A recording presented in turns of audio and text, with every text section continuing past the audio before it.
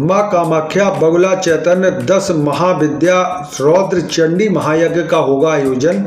और यह जिले की तहसील बिधुना क्षेत्र के अछल्ला रोड स्थित ग्राम भदौरिया गांव स्थित मां कामाख्या मंदिर पर मां कामाख्या बगुला चैतन्य 10 महाविद्या रौद्र चंडी महायज्ञ का आयोजन होगा।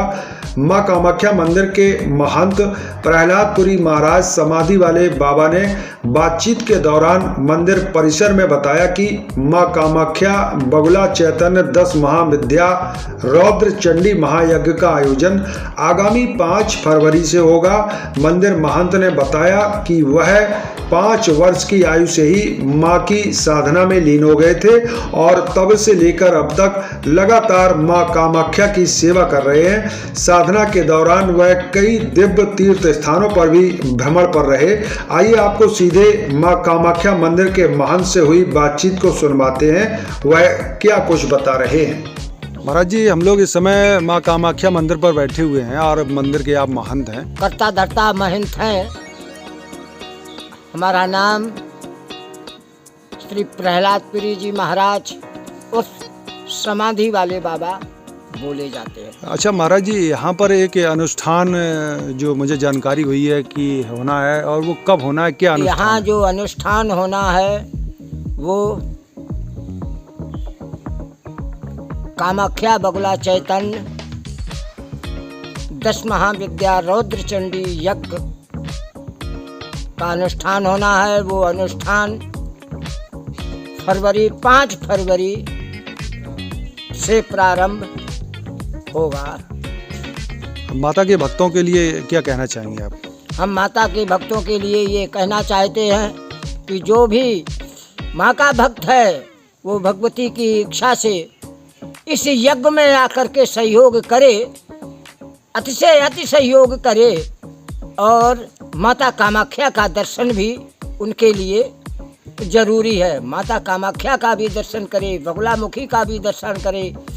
और दूसरी, यज्ञ का विधान देखिएगा, यज्ञ का विधान बहुत बड़ा है महाराज जी। एक चीज और 51 कुंटल सामग्री का हिसाब है। महाराज जी, एक और जानकारी करना चाहते हैं कि पता चला कि आप बाल रूप से ही माता की सेवा में लग गए थे। हाँ, ऐसा कुछ मैंने सुना है। हाँ, ऐसा ही है कि हम सिर्फ 5 वर्ष की अवस्था से ही अपने साधना में लिप्त रही।